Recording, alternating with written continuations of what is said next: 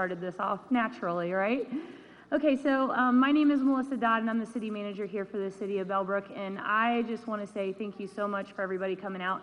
This turnout is really great. I've been so excited about this night for a long time, so thank you so much for coming out and supporting the city and providing your input and just hearing what we have to present to you tonight. So just a little bit about what we're doing. I'm going to kind of frame it up for you guys. So as everybody pretty much knows, I'm a new city manager. I started in April of 2018, and one of the things that really drew me to Bellbrook is I don't live in this area, but I don't live in Bellbrook, but I've lived in Xenia Township my whole entire life. My mom worked at Carriage by the Lake on Lakeman, which I know has had a few iterations since then, but she worked there for many, many years.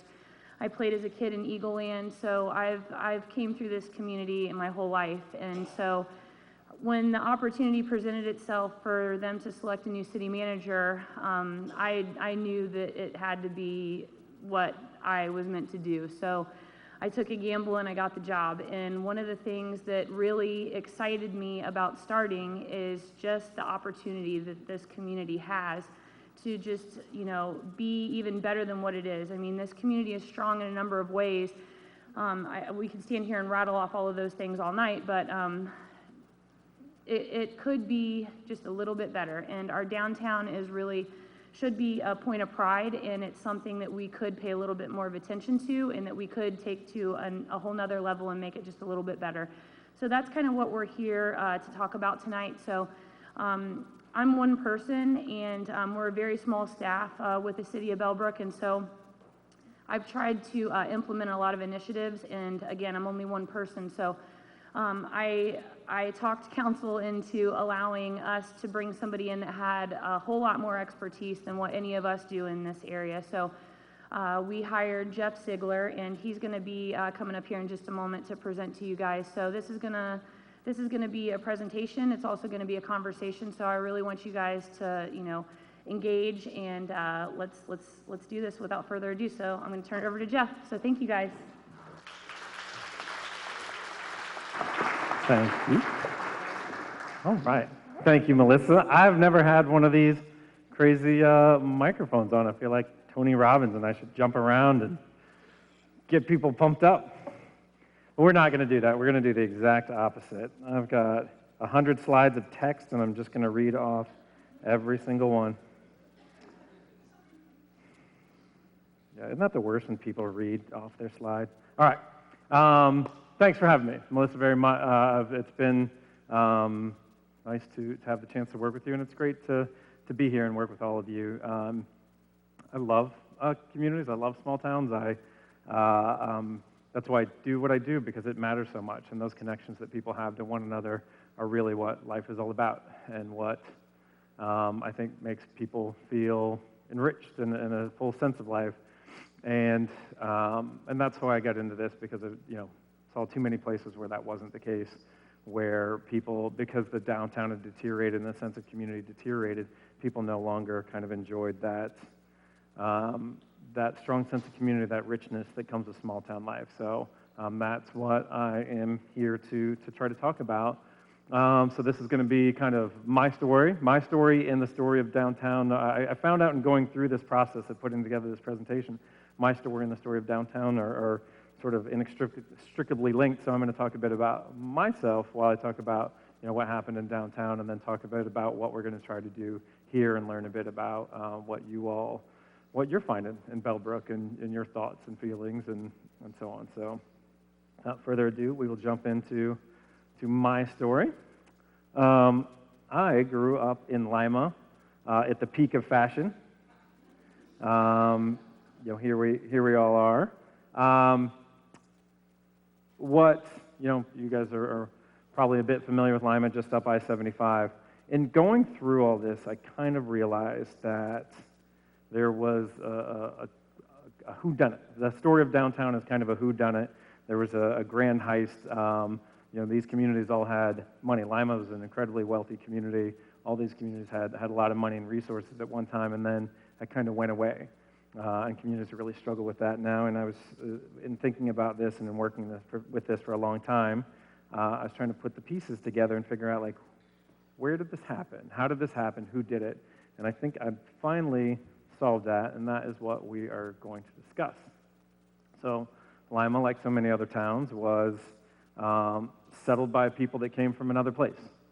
People moved across seas and came to this place and built a life for themselves and for their families and thought that, we've made it. This is a wonderful town that we can grow and build and make a living and raise our family and they can raise their family and et cetera. And Lima was not unlike that, not unlike any other place where people were proud and felt a strong sense of community.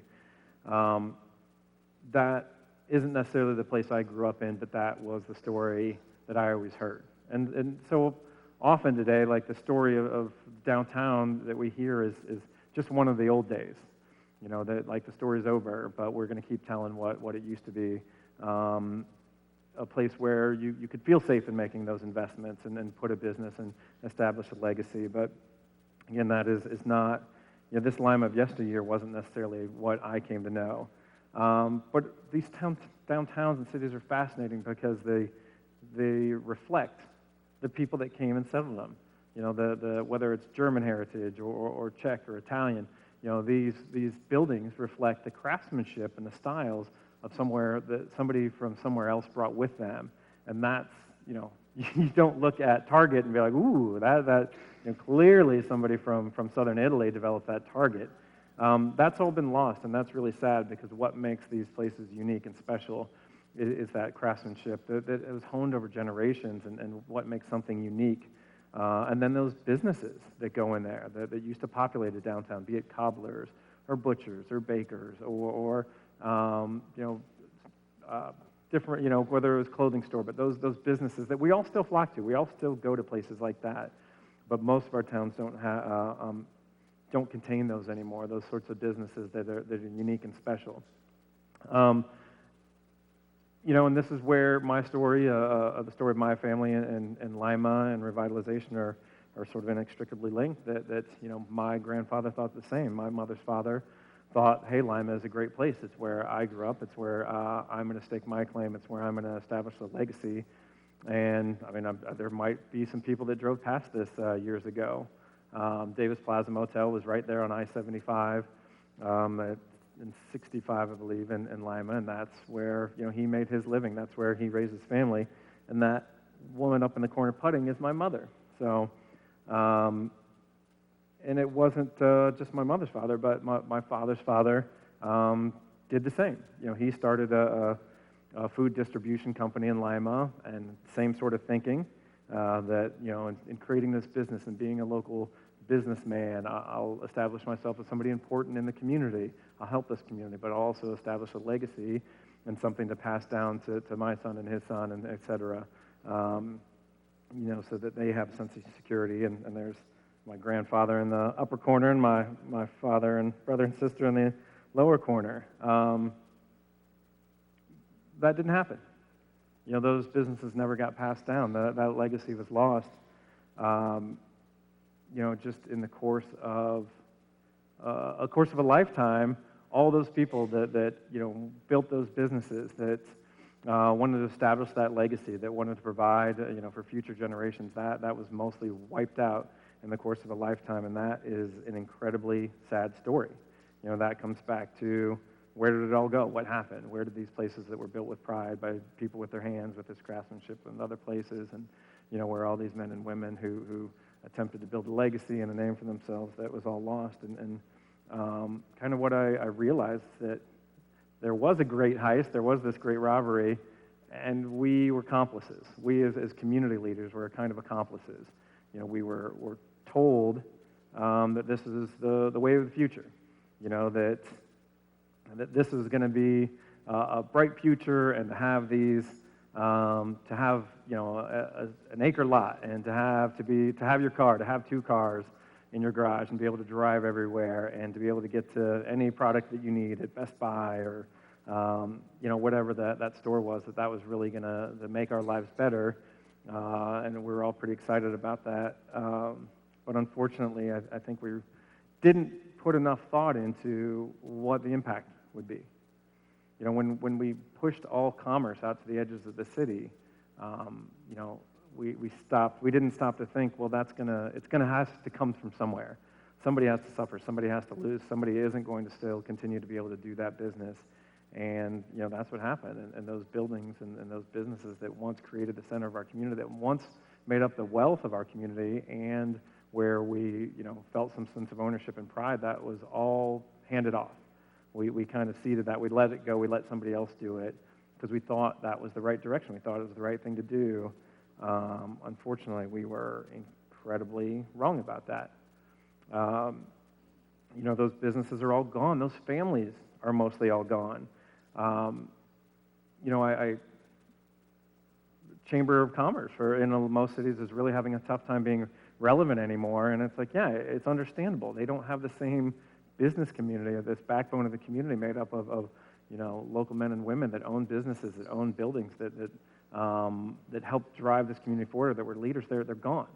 And now we have a lot of national chains and out-of-town people that kind of have all that ownership, that really own most things in our community. And so, it's not, I guess it shouldn't be such a surprise now that our communities don't feel that same sense of pride or ownership, because we've really turned that over to somebody else, and that's sad. And even those, this is the American Mall in Lima. I mean, how many businesses did that put out of business? And now it's gone, and it's been out of business, and it's just a parking lot. So these things are really temporary. This is a photo we took in Lima back in March.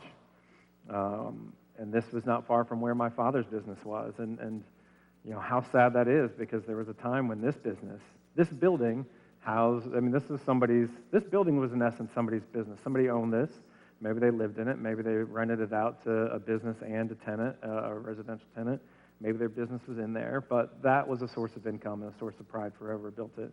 There was a business that used to be in there that's no longer there. There were multiple buildings that were next to it that are no longer there. I mean, that's just, it's pretty sad when you think about what all the investment, all the time, money, love, and energy that went into building a place like that, and how it's all just gone. This is where the Davis Plaza Motel used to be. That's what it looks like today. It is inside of a clover leaf. It's an empty field, and yeah, that was my grandfather's legacy. So that was thoroughly depressing. But I think it's important to understand how this happened. And, I think it basically was, when I sort of figured out this crime, like, yeah, we thought that this thing was going to happen. We thought the future was going to be great. We thought having a car and a house in the suburbs and being able to drive everywhere and access whatever we want and buy all these things was really going to be good. But so we were kind of tricked into it. I feel like as community leaders, we were sort of tricked. We opened up the vault and said, here you go, please come in, and you national chain, you can provide all the commerce. You can hold all the jobs. You can have all the ownership in our community. We thought that was going to work out, and in hindsight, that was a pretty big mistake. And here's why. There's enough studies to prove that how expensive that type of development is, how much it costs. It costs a ton to build the infrastructure to support sprawl.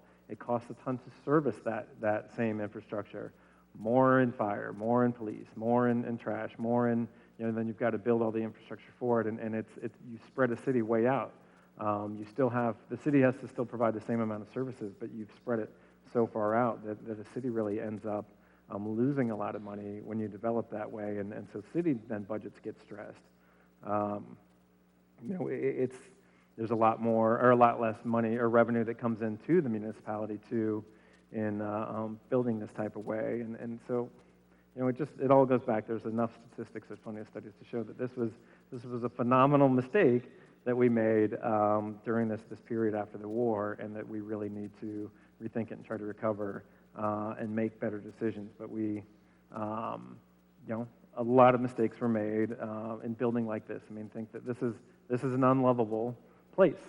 Nobody has an attachment. Nobody says, "Oh, I can't wait to get home and go back to that Walmart I grew up in." Or I'm going to meet all my friends at the Walmart, or nobody's ever walked in there and said, "Oh, well, so-and-so owns this. I can't wait to see them and support them." These are kind of meaningless places that fill up our countryside now. and that's a sad replacement for what we once had. You know, mistakes were made, in essence, but we all, make mistakes, including myself. I once was guilty of making certain mistakes, the mullet mistake, but as long as we learn, as long as we don't continue to have these sorts of haircuts or continue to wear MC Hammer pants, as long as we learn that we need to move away from building, in that style and start building again and sort of fostering density again and trying to rebuild our communities and bringing people back together and making and fostering local ownership again. I think something that's really fascinating that I kind of realized in working in this field for a long time is that community really operates like a fabric. That face-to-face interaction is what we crave, and that brings people closer together. And that strengthens the fabric. It becomes harder to pull apart. It grows more resilient. We become more resilient as a people and as a place as we see each other face-to-face and interact more, because then we care about one another. Then we're more likely to help somebody out in a time of need. Then we're more likely to know if somebody's struggling. Those face-to-face interactions are so important, and I actually was kind of able to find a graphic that almost showed it. This is a 1 mile walk in a compact neighborhood, a typical grid, that if, say a kid wanted to go and play with his friends or go do something or go to the library, that's how far they could travel in that place. They wouldn't need a parent to take them. They wouldn't, they could get that far, which is access to most, probably everything in the community. But you go to the other slide, or the other photo where, that's how we build today. You can nearly access nothing from that same mile. You can't get to those connections. You can't see those people, and you're required to be in a car then. So then all that face-to-face interaction stops taking place. We stop seeing our neighbors. We stop feeling like we're a community. We in essence, then it's just a series of houses, and it's no longer a community. It's no longer, it's no longer someplace special. So I think that there's something really important that we need to consider. We need to strengthen that fabric of community again so that our towns feel resilient, so we feel connected and they feel strong. And that's a big part of what's happened, that as downtown has deteriorated in most cities, as it stopped being this place where you go for everything, when it's, when you don't walk downtown to go to the ice cream shop or to go in your dad's business or to go and see, to whatever, all the different things that downtown makes up, or the coffee shop, you stop having those interactions and we start to pull apart. And I mean, it's no surprise, like, our politics aren't great these days. I think that's a large in part because we no longer interact face to face and talk to one another about how we're doing, what's the weather, how's your lawn, et cetera. I think that in bringing people back together, we can start to fix some of those issues. So like so many people, I left. My whole family left. We all left Lima. We realized that there wasn't sufficient opportunity. My parents had to encourage it. They realized that this isn't, the community's deteriorated. It doesn't have enough to offer. It might not be a place where you can go and kind of lead maybe the life that you want, where you can find those things and the opportunity. It might not be a place where you can experience a sense of community, a sense of pride. And so, yeah, within a couple of years, everybody with our last name had moved out of that town, and there was kind of nothing left, which is, again, really sad for considering how deep our family had its roots in Lima. I took some college. I went and saw some stuff, moved around, and I had a chance to learn some things about community in my travels and in moving from different places. So I had, go ahead. I was out in Livingston, Montana. There's my 76 Scout, Harvester International. Wonderful, wonderful car.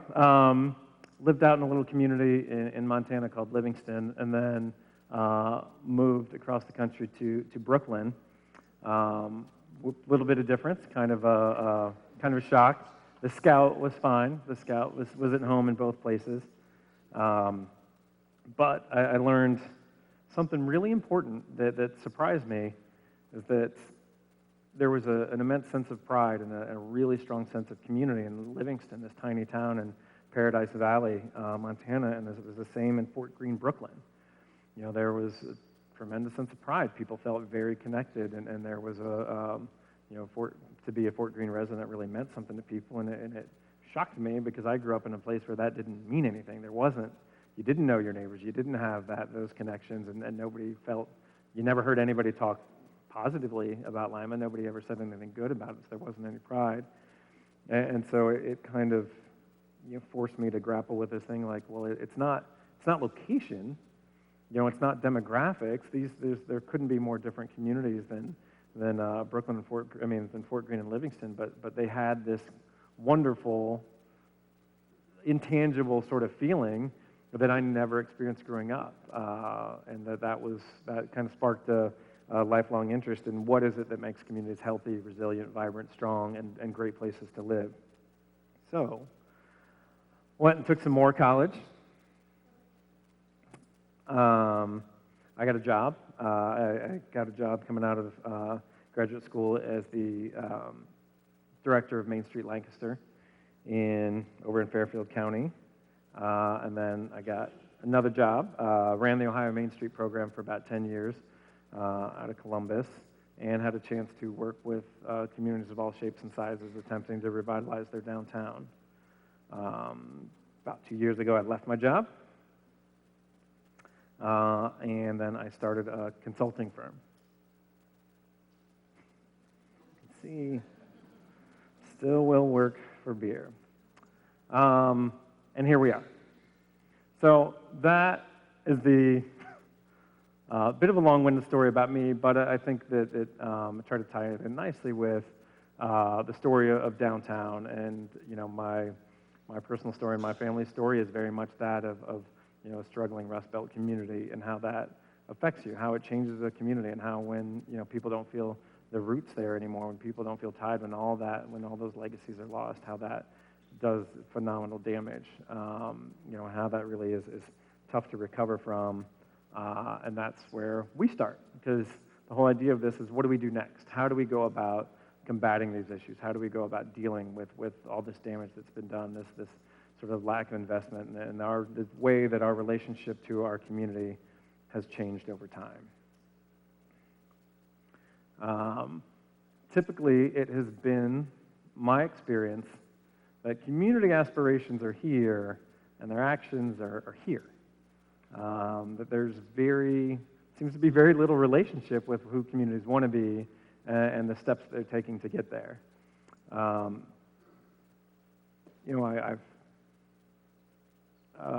have plenty of experience in going to a community where they're struggling with their downtown, and ask, well, where do you like to go?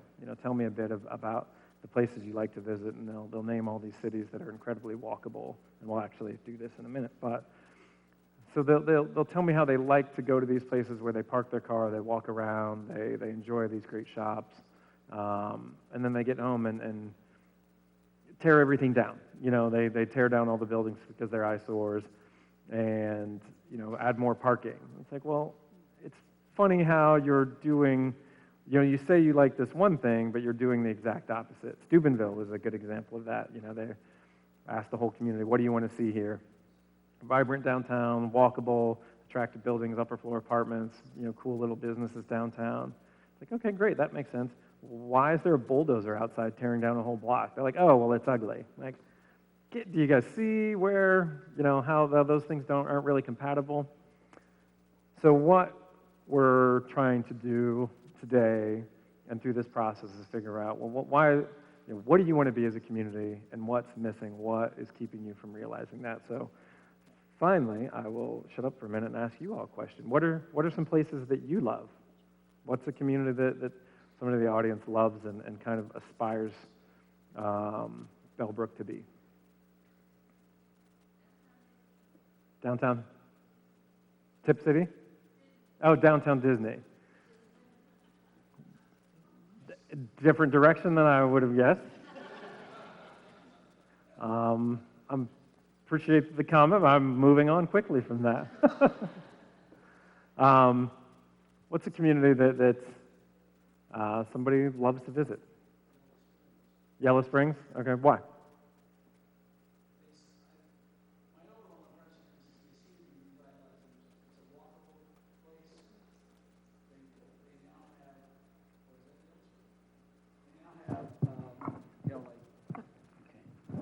It's a walkable city, it's a walkable village, I should say. There's a diversity of shops there. There's places, there's like a B&B, a big inn and things like that people can go and stay. There's stuff nearby for hiking or anything you're interested in doing. There's just a lot of things going on for such a small town overall. So. All right, that's great. Yeah, they have all those things. And you mentioned the shops quite a few times. I mean, that's typically why people go to a place. Who else? What's another community somebody can think of? I second that gentleman's comments. In this particular area, I'd say Yellow Springs. Okay. And part of the reason is if you like to go at their biannual street fairs, it's a great place to people watch. And the other thing you're going to see is there are no chains there. There's no fast food restaurants. They stuck with their guns, and they don't allow those kind of things in the city, and it allows the small businesses to thrive more. Absolutely. Yeah. That's a great point, right? It's hard to compete with somebody with billions of dollars of buying power. The other thing they have is they've got a great amenity in that they have a good park system, John Bryan Park, Glen Helen, and in ways we've got the same thing going on here. We've got the Sugar Creek Reserve, we've got a new park over here, the Morris Farms, on the other side of Sackett-Wright Park now. We've got Sweet Arrow on Feedwire Road, so we've got the similar thing going on that they have. We've got a national scenic river going through our area here, and the Little Miami River. So we've got the infrastructure of some great things here in Bellbrook and in the township. Right. Thank you. Everybody else? Yes, in the back. And from the campus, it was walkable to go to Westerville. Westerville, right? Westerville, it was very clean, was the first thing I noticed. Modern looking, but not sterile. Had some character and a lot of food options. And so that was nice for the college students to have that nearby, but it was also great for visiting, and you could see a lot of variety in the shops there. Good, thank you. Two that I like are Granville, Ohio.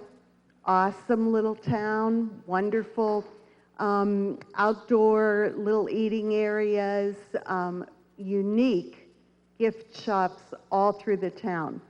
And another one is Long Grove, Illinois. There are very unique shops. There a candy store, a Norwegian shop. It's a destination kind of town, and it's not, it's in the middle of nowhere. It's north of Chicago, and it's just a delightful town. Thank you. What do you believe makes an ideal community? What are those attributes that make a community special?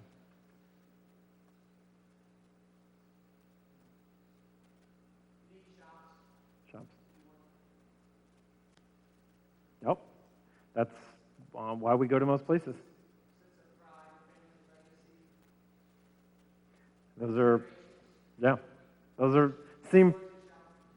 Those items are all pretty linked, too.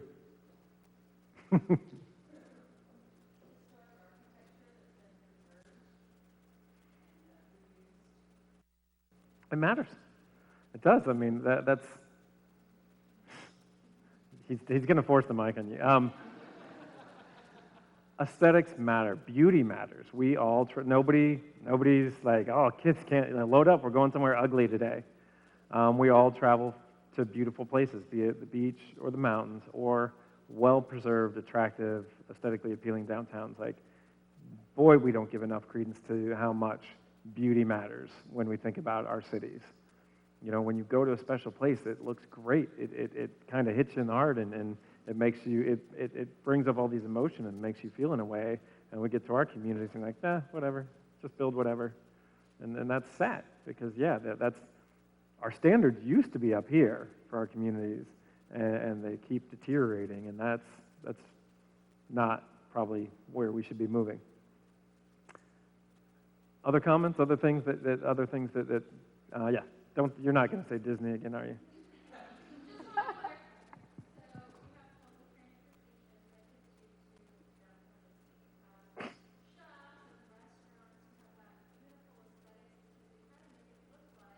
Main Street.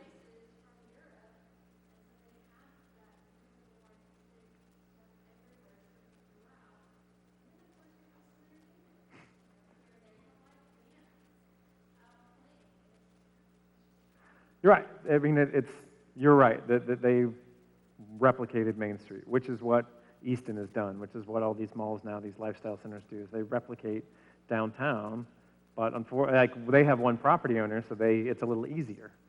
But I mean, there's a lot of lessons to be learned from that. There's a lot of shops. It's attractive. You know, it's cohesive. It's entertaining. I mean, that's what our downtowns used to be. But now most of our downtowns aren't in the hands. Most of the property is not in the hands of people that care. Yes. I think that we're all kind of on the same page with what we feel like we want and need in Bellbrook to make it a obviously walkable, beautiful plants and you know, the scenery and entertainment and having these shops here and bringing revenue into our community. But the big question is, I think, what kind of shops do people want here? What are we wanting to spend our money on? You can't have, I think, I don't know who owns used to be Bird Shop, and now it's like, there's just like junk in the window. And I'm trying to say that in the nicest way possible. Please don't say that in a nice way. It's, yeah. Junk is the nicest thing you could have said. It is, though, and I'm like, why? I mean, we don't have like a consignment shop in this community, for instance, like where people can walk in and maybe grab a cup of coffee and then look at some clothes, or, you know, whatever. I don't know, that's just something that popped in my head. But I think it's just, what do we want here, and what's going to bring people here and to stay here? And I definitely like the ideas of like having like a tap room and some bars and things like that, but also parking is obviously a major issue, and we don't want to lose some green space to make parking lots either.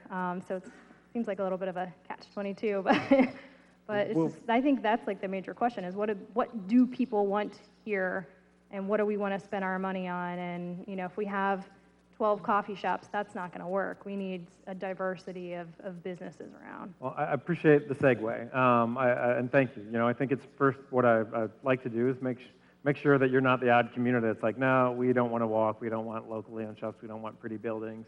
Wanted to make sure, and Bellbrook, like most communities, they want that. You know, you want your community to kind of look like those places that are picturesque, the places that you like to go visit. So I think it's important to establish that, yes, in Bellbrook, we want this walkable, charming downtown full of little businesses and buildings. So, good.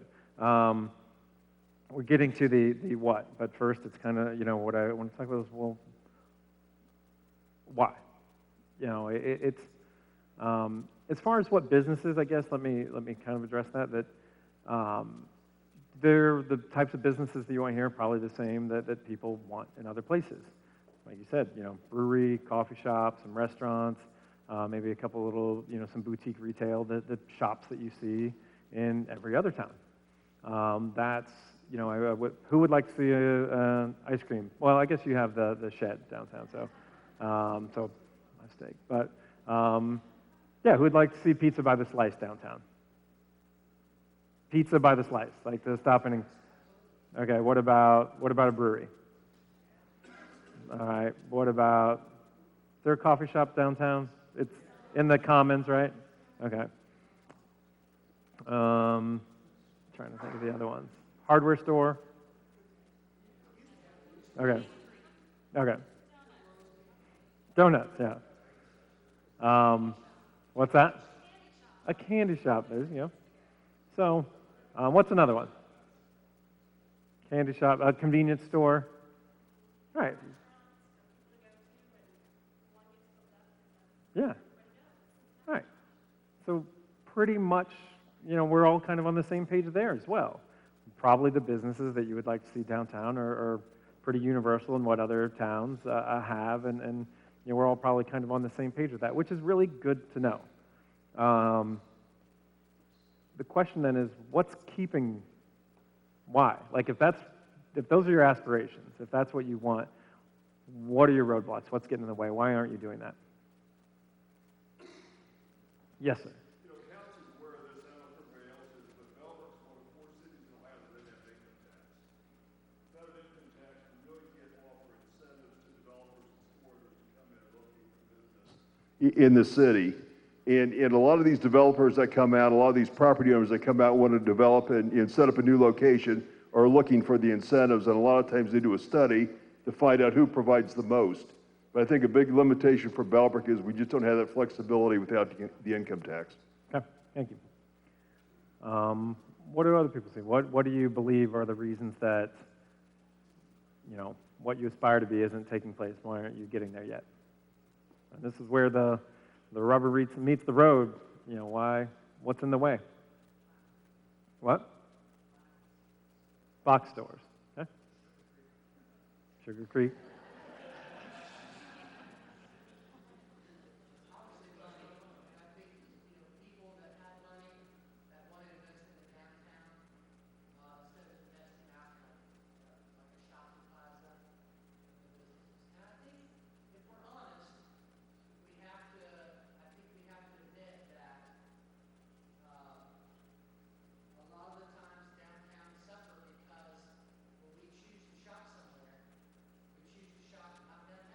Yep. Yeah. 100%. There's a responsibility component to spending. Let me ask a sensitive question. Is there any money in town? Okay. Yeah. Right.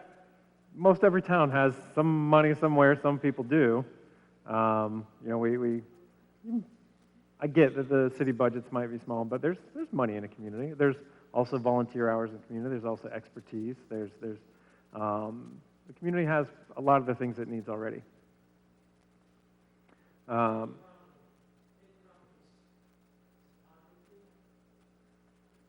at the bottom of the hill, there's no place to expand. I mean, if you want to add all these businesses, you're going to have to tear down a lot of businesses. There's no accessibility. We have 2-lane roads coming in and going out.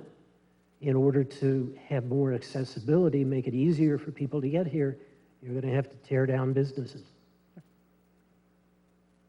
There is no destination beyond Bellbrook. Where is there to go? You have to make Bellbrook a destination, but topography and accessibility are going to stand in the way of that. So you're talking major investments. Appreciate those comments, and I think we will address that a bit. So, what we're trying to figure out then, thanks for everybody for your comments, is how do we move from A to B? So we're talking about here's what we want to be, here's the places we love, but here are all these things in the way. Here are all these roadblocks. And I think that it has to be a frank conversation about, can we do this? Can we address some of those things? Can we build new? I'm at heart of preservationist, so I don't like seeing things torn down, but on the other hand, not every old building is great. Certain things weren't built well. I mean, there's buildings built in the 1800s that weren't built that well. Most of them obviously were, and we want to preserve those, but there's also, there's a lot of parking that's, I'm going to probably start a riot right here, but I don't believe there's any shortage of parking. Every community thinks that they there's not enough parking in the world. Like, nonsense. I will be the first to tell you there is more parking than you could ever use. And we're going to, it's nonsense.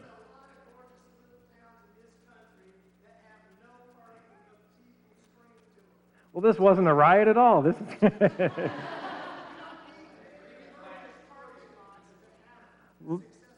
Thank you. And let me explain a little bit for those of you non-believers, for you parking addicts. What happens is that we see a decline in business and we figure out we want to try to attribute it to something. Particularly, it comes from bad business owners. You know, if you're open 4 hours a week and you're selling VCRs and Beanie Babies, parking is not your problem. And that's what catches on. They complain about, oh, well, you know, nobody's coming to my business because we don't have enough parking. It's nonsense. Because at the Sugar Maple Festival, does everybody find a place to park? Then you know, case in point, like, if people find a place to park for the big events, what we lack is a lack of attraction. All right? I use German Village as a good example. It's a wildly successful district in Columbus where there's not a single surface lot or a parking structure, yet they may, like, Bookloft and Lindy's are still getting by just fine because their attractions are so strong that people will find a way to get there. So I urge you to put the parking thing to rest for a little bit and think about the attraction side of revitalization, of how you put more great businesses in that people want to come visit. The joke I use to death, you know, of a really bad movie doesn't struggle from a lack of seating. You know, that's you won't make Arby's food any better by adding more tables. Sorry if any Arby's franchise owners, but do you own an Arby's? I saw you.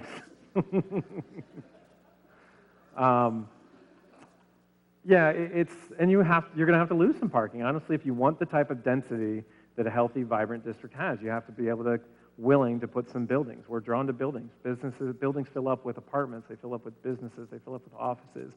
And that density, that mass use of people, that, you know, all these different functions in a small, dense area, that's what a healthy downtown is. That's what it always was. And we have to be able to lose some parking and build new, maybe take out some structures that aren't. I mean, as long as they're, yeah, if certain historic structures do need to stay, but there was plenty of opportunity to develop that I saw walking around the downtown today. And here's the thing. We can learn something from Back to the Future. I realized that in working at Heritage Ohio and traveling around all these Main Street communities, it's so funny. What it finally dawned on me is that what everybody wants to do is turn back the clock 100 years.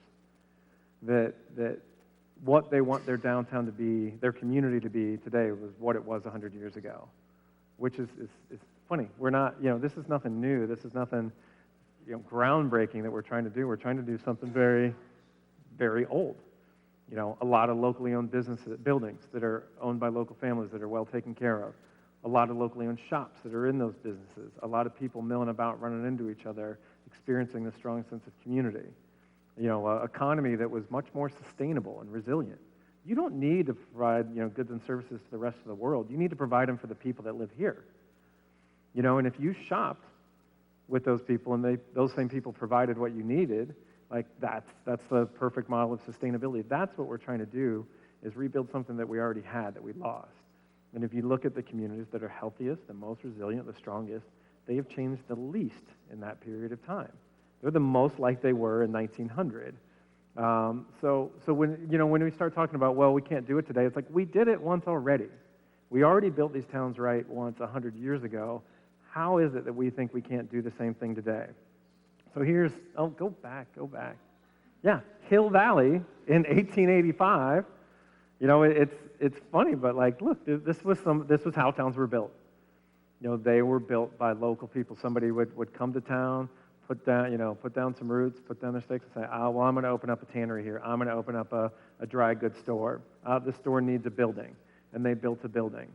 And that's how these cities were built. And it's crazy to think that, well, that the technology is beyond us to construct a building to put a local business in. It's not. You know, it should actually be something that we can manage. So, you know, in 1885, here's Hill Valley being built. We move on to 1955, where a lot of these communities were kind of the height of their power, if you will. I mean, people lived, we hadn't sprawled so much yet then. People, you know, we all have nostalgia for this period, whether we've even lived in it or not, but we know it well from movies and books and the stories our grandparents tell us of this place where You know, you could go to the local store, you knew who owned it, you could see you ran into a council member or, a fireman or a police officer in these places, and you know, you knew that you shared that community. You knew the person that ran that store and the building owner, and that was a really special, magical place that made you feel good, proud, and connected. Then we moved on to 1985 Hill Valley. We're pretty familiar with this place. This is the Lima of my youth. God forbid, anybody would go downtown. Our parents were pretty clear about that. Don't ever go down there. That's dangerous. You don't want to be there. And like the heart of our community, that place that was so special, was gone. And it's not like it was replaced. The function was replaced. The idea of having a place to go shop or eat, that was replaced. But the center, the heart of the community, it's dead. It died. It was never replaced. There was no other place to put it. You can't relocate it to the edge of town. It just goes away. And that, ineffective, when you kill the heart, you kill the body. And that is the story of many a downtown, but not Hill Valley. Not Hill Valley, 2015. It's kind of funny how they were wise. Robert Zemeckis knew what he was talking about when he made the Back to the Future movies. They experienced. We don't have the flying cars yet, and I'm sure somebody's complaining about parking in the back. Where do you park a flying car? But it was revitalized. If you look at that future now past, that's a healthy, vibrant downtown again. So yeah, like this isn't something that's impossible. It's something that very much can and needs to be done, because if they can fix Hill Valley, anything can be done. So to take the cheesy metaphor of Back to the Future even further, what we're trying to do here with revitalizing communities is something that I think a town has to do. I think that it's an imperative that we fix these places, that we make these downtowns healthy and vibrant, again, because, man, if a community is not gathering, if they're not getting together and experiencing one another in that sense of community, something special is lost. And there's nothing to keep people here. Then you don't have any roots, and there's nothing to keep your best and brightest from moving away. So to fix this, we need a couple different things. First, we need to know what the destination is. And we established that. It's Hill Valley 2015. We talked about it. Everybody shared what they wanted their community to be, and you all are generally on the same page. Walkable, vibrant, local, nice buildings, local stores, etc. So we kind of know what we want to do. Next, we need a vehicle with which to get there. We need a sweet DeLorean. We need a mechanism, the means to achieve this vision, a vehicle with which to get there, which we are going to discuss. And finally, we need a route. How are you going to do it? What way are you going to get there? How do you go about achieving this revitalized place? And that is my role. That is what I'm here to talk about, and ultimately what's going to be the result of this whole process is getting you to a place where you know the roadmap, where you can get in your DeLorean and get to Hill Valley of 2015. How do you get Bellbrook back to the place where you aspire for it to be? All right, so what's the plan? How do we go about matching your aspirations with your actions? What direction do we take? How do we do this? And this is, been working in this for quite a while, working with lots of communities and kind of walking through this. I've come to the conclusion there's 5 major areas that we need to work on, that for a community to match its aspirations, to meet its goals, to achieve its vision, you have to have capacity. You've got to have the capacity to do these things. You have to have the ability. You have to have that vehicle in which you accomplish these things. You have to deal with real estate. The key to downtown, we talked about businesses over and over. Businesses need space. They need to go in a space, so we've got to deal with real estate. Aesthetics came up. We have to address the aesthetics issue. Beauty matters, and we need to be proud of our place.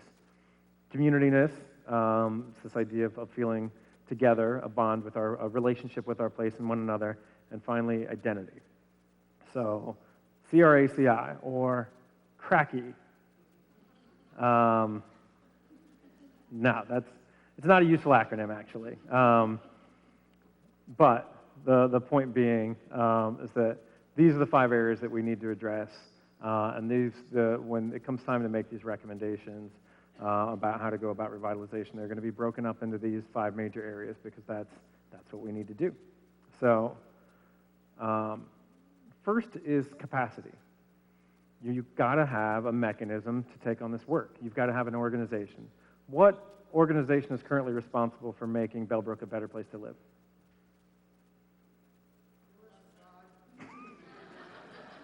Okay. So, yeah. Congratulations, Melissa. You are a one-woman quality of life organization.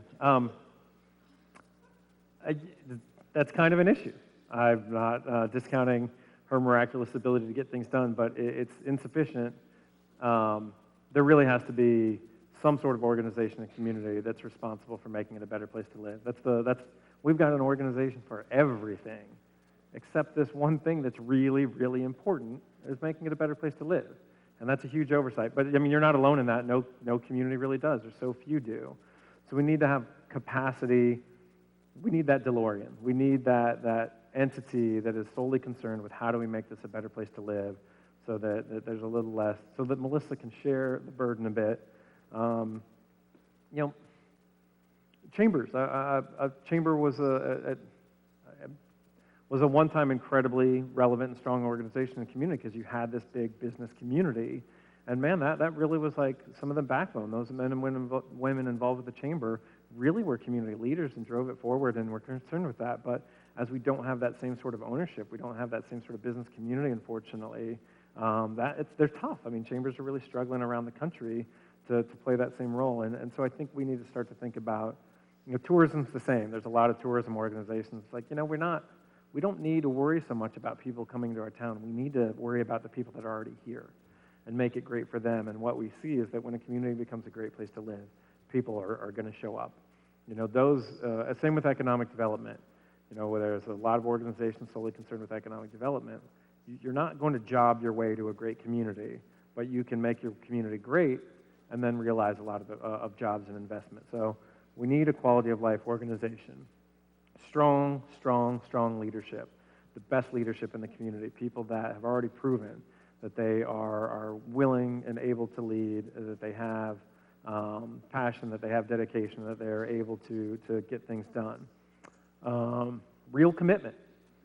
The problem we have with most nonprofit boards is that we're implicit. Like, oh, well, if you're on this board, you won't have much to do. It's not much work, and it's an hour a month, and it's easy. Nothing will be asked of you. Like, well, that's kind of a stupid way to go about doing anything. A lack of prior commitments is not a qualification to join anything.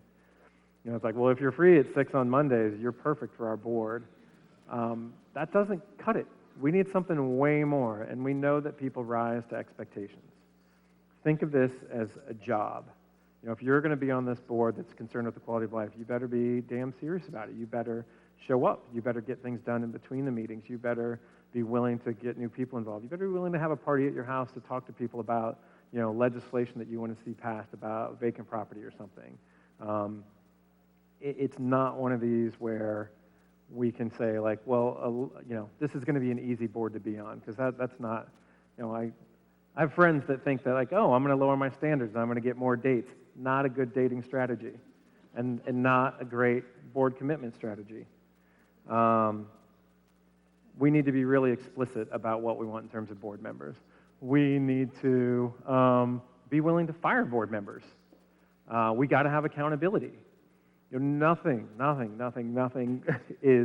works unless we have accountability, whether it's at a job, whether it's, we've got too many kids, and unless we make them accountable, they don't ever do anything.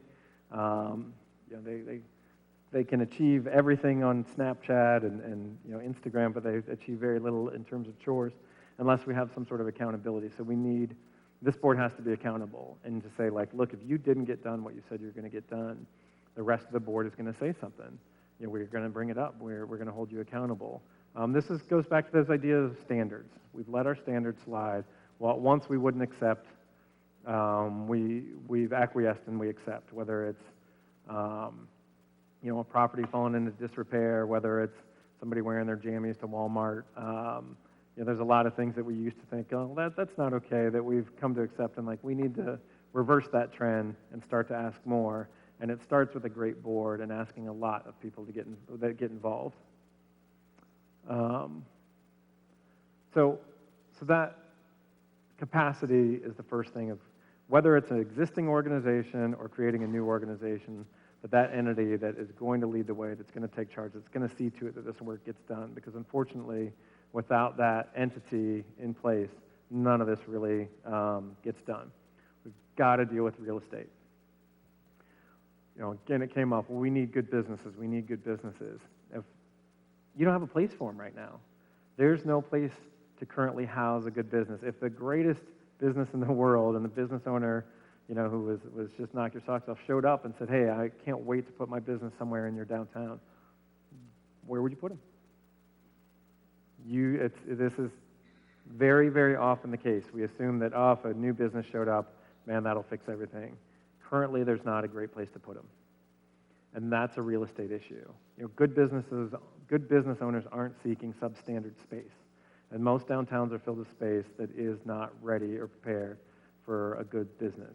Just as downtown real estate is a crazy thing. Nobody goes to sell their home and doesn't bother to sweep, or vacuum or anything. But downtown, for some reason, it's a whole different way of thinking. That space needs to be in great shape. It needs to be well maintained if we expect good businesses to come in. And if it's not well maintained, if it's not ready, then we have to take action. We have to go back one, actually.